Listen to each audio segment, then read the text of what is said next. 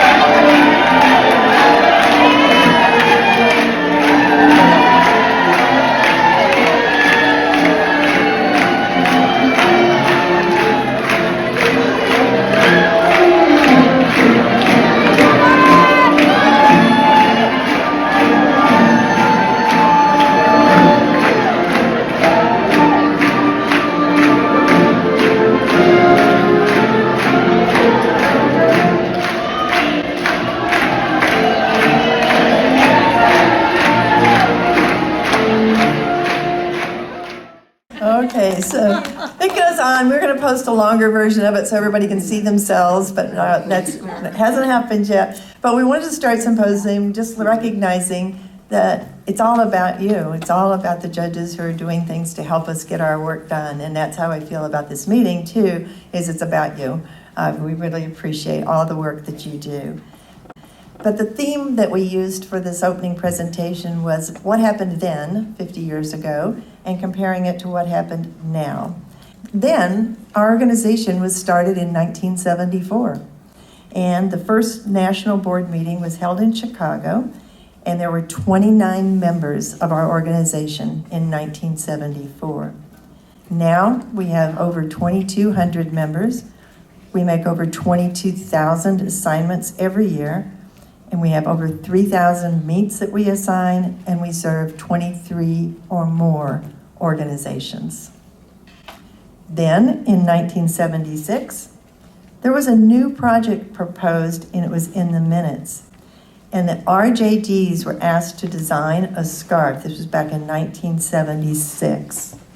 It took us 50 years. But we finally have a scarf. And there you see our board members wearing their scarves. It comes in a blue, and it has the NAWGJ symbol on it. And this one is available in our NAWGJ store if you wanted to get one. The blue one, we're going to have to reorder. We ran out of that one. But if you look at Jim, we have a tie for those of you who prefer to wear a tie than a scarf. So the first National Symposium was in 1976 in Colorado. And there was a SJD at the time, Patty, who said that the lectures were in a hotel, that the group was driven to a school to see live gymnastics. The banquet was held in the mountains. Well, at our symposium this year, we had 5 general sessions, 51 breakout sessions, 12 lunch and learns, and 3 receptions. And we had over 750 judges in attendance. So it's grown quite a bit. There are some golden moments of our symposium. I'm going to show you one from back then and one from now. This is the back then. And let us welcome the top music cartwheelers.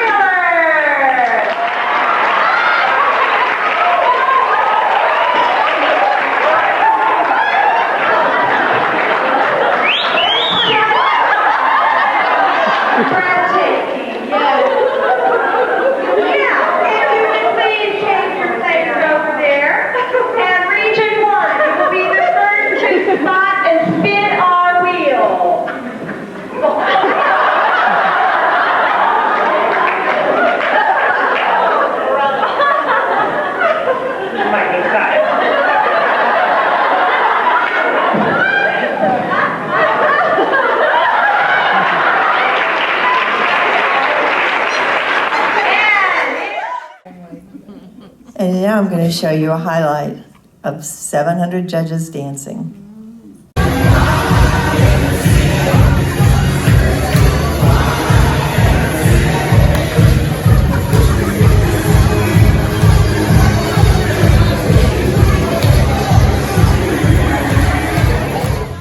great fun. We had a wonderful time at Symposium. Our 30th anniversary was celebrated in 2005 in Portland, Oregon. Our 35th in Chicago in 2010. Our 40th in 2014 in Atlanta.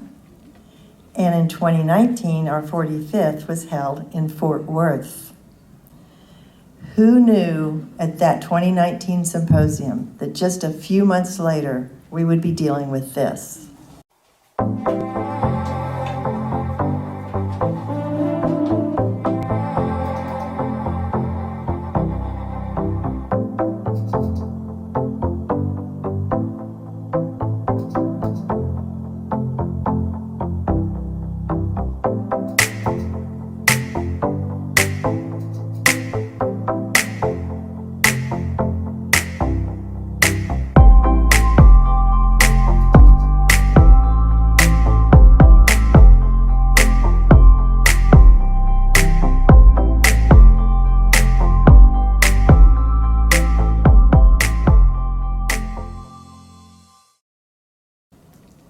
But NAWGJ rose to the challenge.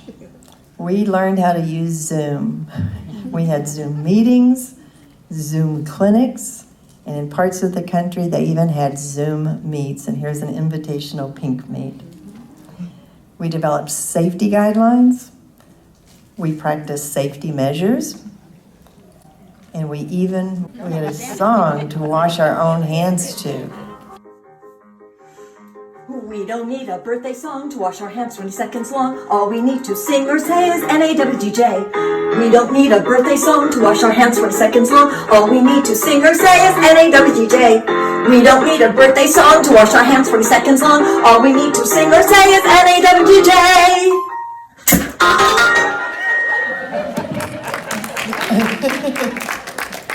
Probably the first project Jen and I worked on together was during COVID.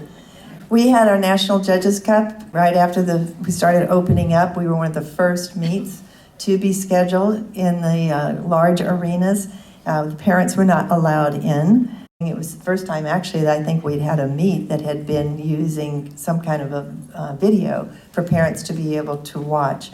We thought the parents would be angry about that they couldn't come and watch their children in the gym itself. And when we walked out of the gym, sometimes I'd go out and take a break, and they'd stop me and say, "Thank you so much for having this meet. Our kids needed something to do." And so we felt that we did it in a very safe way. We had a really strong protocol, and it was actually designated as an exemplary safety protocol for having our meets get started again. We wore masks, we were 6 feet apart, we did everything that we were told to do at the time, and we felt that the meet went very well. Our historian is Gina Fuller, and she is starting a project that maybe you would like to submit something to. She's going to write a book for us on judging in the COVID era. And she asked the judges who were at Symposium to just take a little card and write just a little note about something that happened to them during the COVID era and how they coped with it, or the effect it had, or something good that happened, but something that might be meaningful so that we can pass this information on. It was a very historic moment we all lived in. It was a lot longer than a moment, but it was an historic period for us. And so we think it's important to capture what happened to our judges as part of this. Our first Judges Cup, National Judges Cup, was in 1988. There had been Judges Cups at the state level before that, but this was our first National Judges Cup, and it was in Reno. And now we have the Patty J. Shipman Level 7 State Team Challenge, and it's named after Patty Shipman, who was our director for the Judges Cup from 1990 to 2020.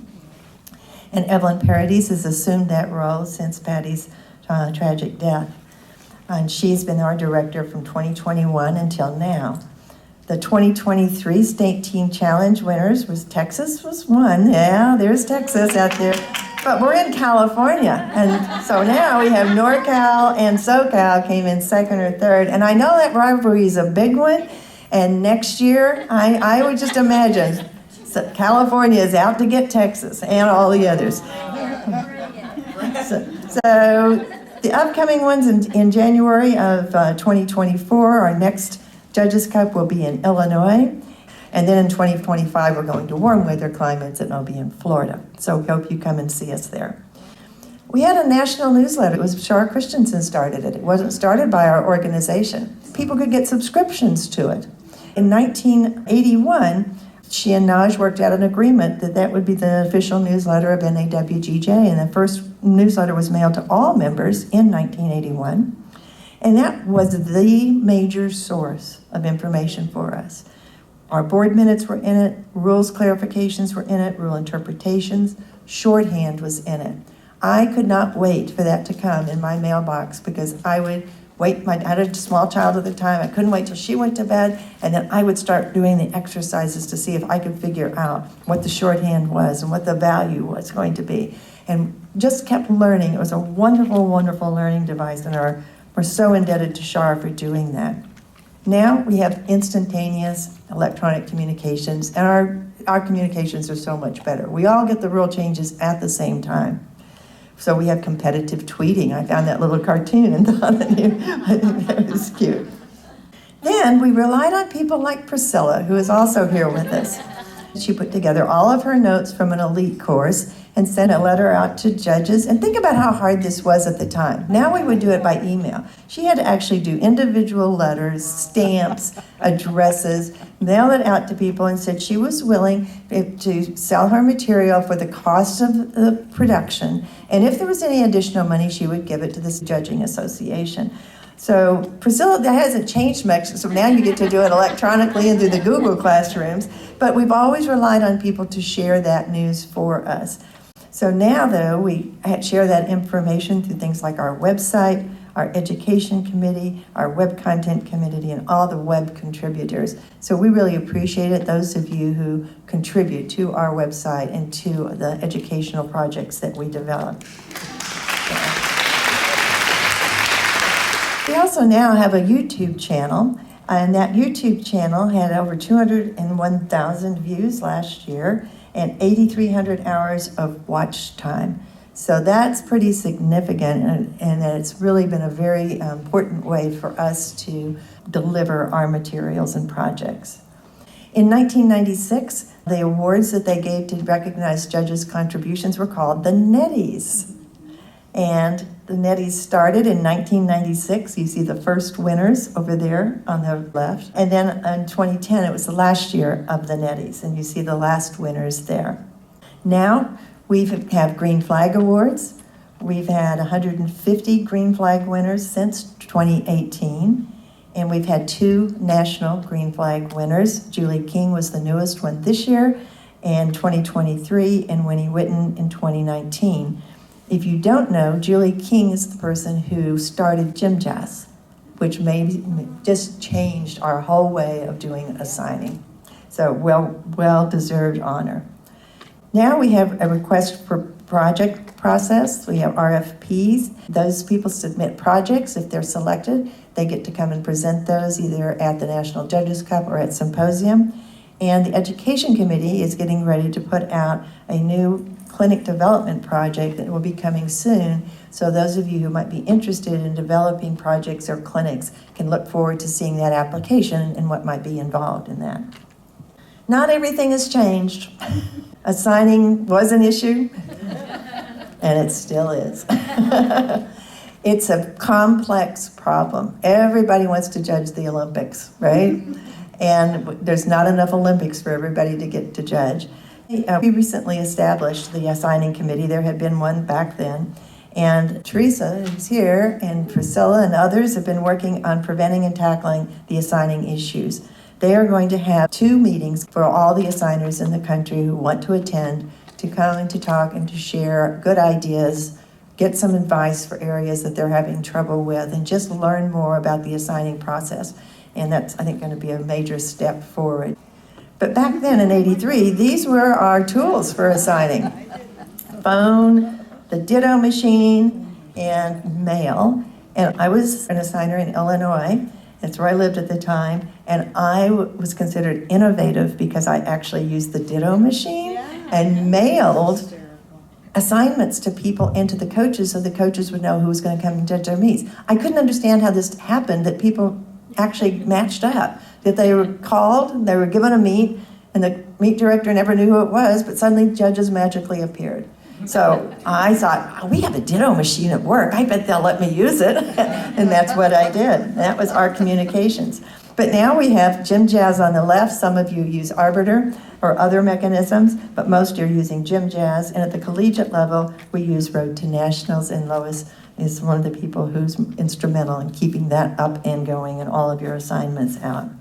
There were changes in college gymnastics. In 1982, we all probably know that Utah had a winning streak of being the national champion for about 6 years in a row, right? But did you know that in 1982 there, University of Florida also claims that they were the national champion? How can that be? Well, what I learned was there were 2 national championships that year, and it was because it was a year of transition.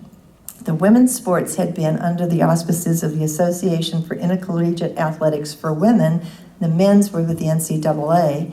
And at a certain point in history, right in the 1980, 81, 82, they started this process in which the women's teams would come under the NCAA.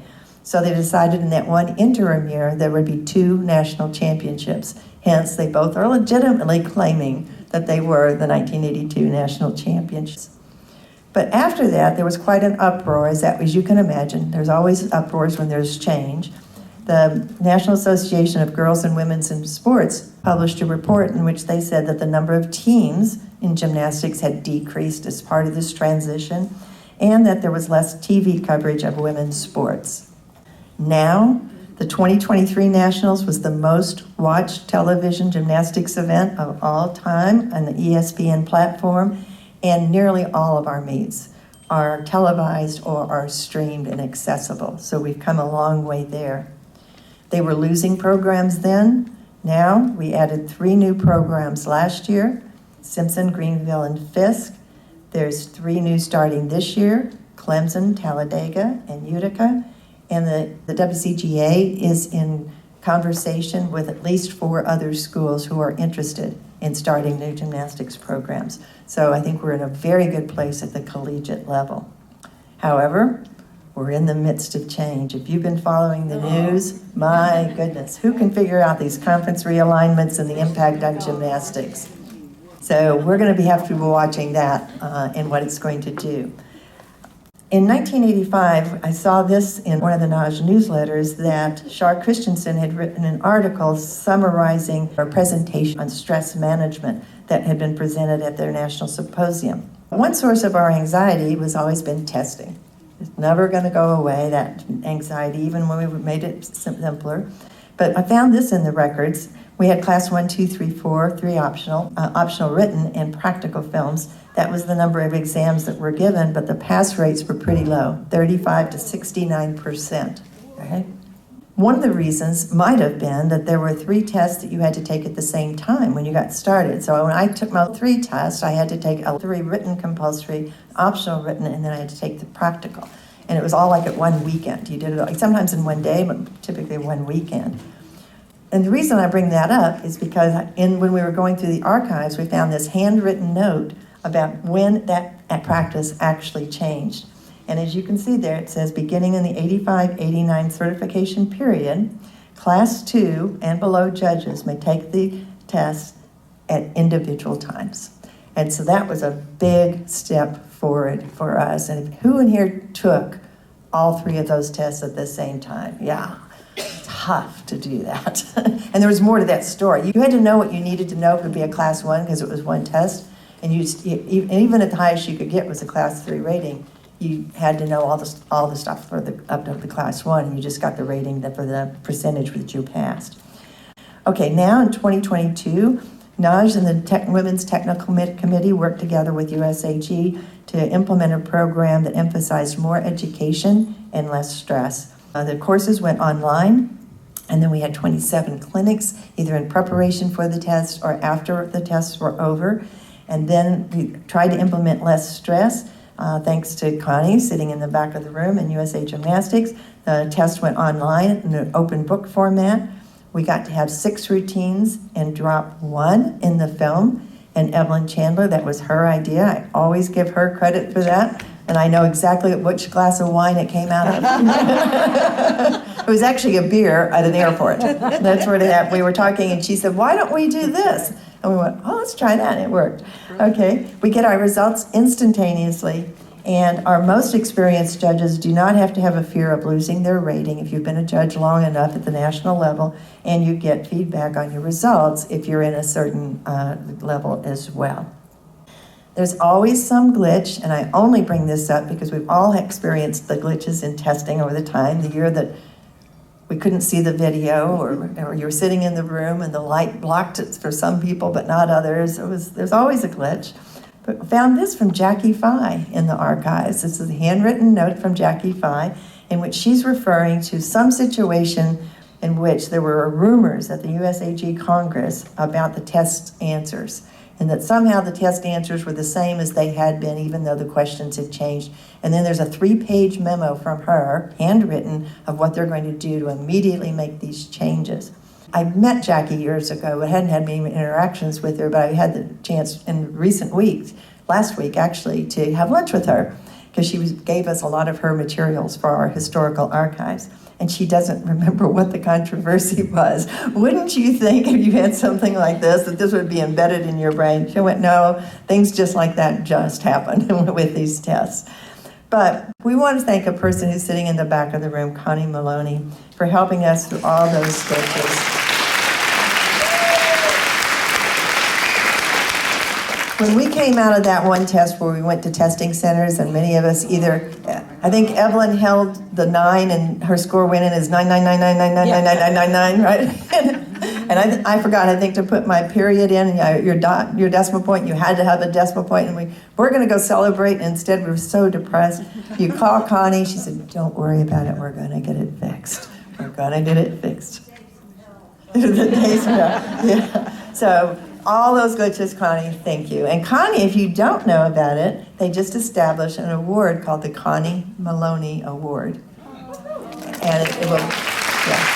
And Connie was the first recipient. It was a surprise to her, and it will be given to individuals who are working in the office, or I'm not sure all the criteria, but have contributed as much as Connie has, which means there'll probably never be another winner. So, we asked judges to send in a little 50s, because it was our 50th anniversary, a 50-second video clip, something about judging that was memorable to them. And this is one about testing that I loved. Hi, I'm Kay Ferguson. I'm from Wisconsin. My favorite gymnastics memory is I was invited to do the national course for the first time. My code came, I think, only two and a half weeks before the test. At the time, I lived in an apartment, and there was a tornado warning. And I got into my bathtub, hugged my code to my chest, because I knew if everything else was lost, I could not replace this in time for my test. And I ended up saving my code. Fortunately, my apartment did not blow down, and I did make it to the course and passed. So then we got in this controversy about, like, when did we start shorthand? It looks like now that it was in the 1979 FIG course that it first appeared.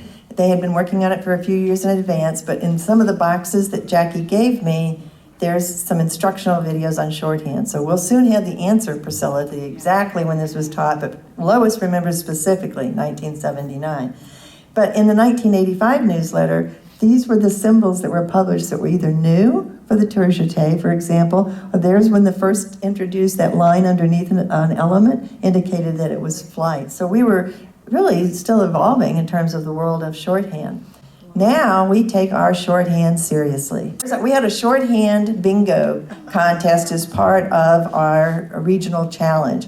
And I walked into the breakfast room one morning, and one of our judges was just studying so hard. I thought she was studying for her test. She was preparing for shorthand bingo. So I said, "Can I interview you? Can we put you on film?" And she said yes. So, get ready. Here's my beam skills in green. My floor skills are in purple. And my bars, of course, are pink. Are there any skills that you're particularly worried about? There's the schlutel, the one that overshoots through the bar. I'm worried about That that. one. Well, good luck tonight. Or no, Thursday night. She was really studying. studying. I mean, she had her cards, and they were going to go on a drive to go visit somebody, and then she had all of her cards with her, and she was studying. We do take it seriously, and then here these were two of our callers. Nicola's back in the back, and that's Barb Tevin, those of you who remember Barb Tevin. And there's our shorthand winners. And because I'm in Region 1, Region 1 won the first place in shorthand bingo. Yay! Yeah. Great.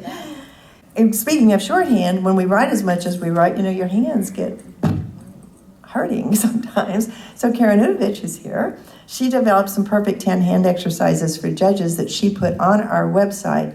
And she did a session at Symposium that is on our Symposium page, the video. And if you are interested in these hand exercises, it is a terrific little teaching video for you.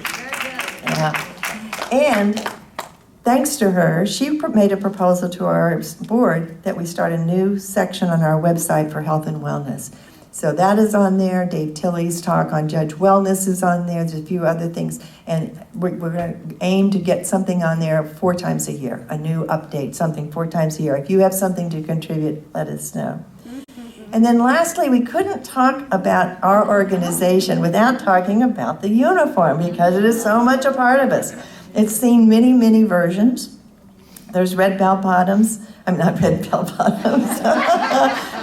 We had bell bottom pants, and we had reversible vests at one time. We had white skirts at one time. We can't find any more of those. They've all seen their way past Goodwill. You used to be able to wear red, white, and yellow blouses, but I found a note in the archives that said that everybody had to quit wearing their colored blouses because Betty Schroff directed that, and she wanted everyone to wear white. And nylons. And nylons, that's right.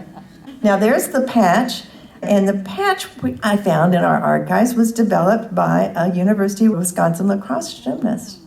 Yeah, and her name was Kathy Flaherty, and if anybody knows her, we'd love to know about her and where she is and thank her for that.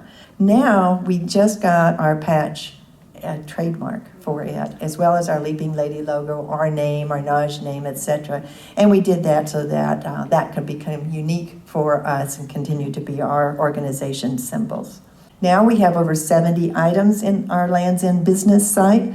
We changed the philosophy a little bit of everybody didn't have to look exactly alike, but they did have to wear true navy, and they have to wear that jacket, or the sweater has to have the patch on it now. So you have choices in Lands End, and that was designed so that people can be comfortable, because not everybody has the same kind of body shape or style so that it will fit them. And I want to close with this. Part of our 50 seconds remembrance of our 50th anniversary was submitted by Cindy Burrett of Wisconsin. If we had asked somebody to give us a summation of our 50 years of history, it couldn't have been any better than what Cindy did spontaneously. Good morning. My name is Cindy Burr, and I'm from the great state of Wisconsin. I have something to show you today. Watch carefully.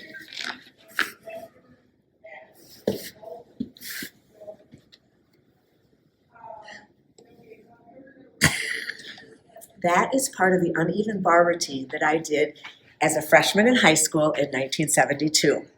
In 1972, Title IX was also passed, and it was passed to give girls and women an equal opportunity to participate in sports. That was 50 years ago. As I've watched over the past 50 years, I am amazed at what girls and women have been able to do once they've been given a chance. We can prove that we're strong, fast, powerful, and we too can be athletes. Thank you, Title IX. Could be any better. We just need to have you keep on making our history grand. Yay.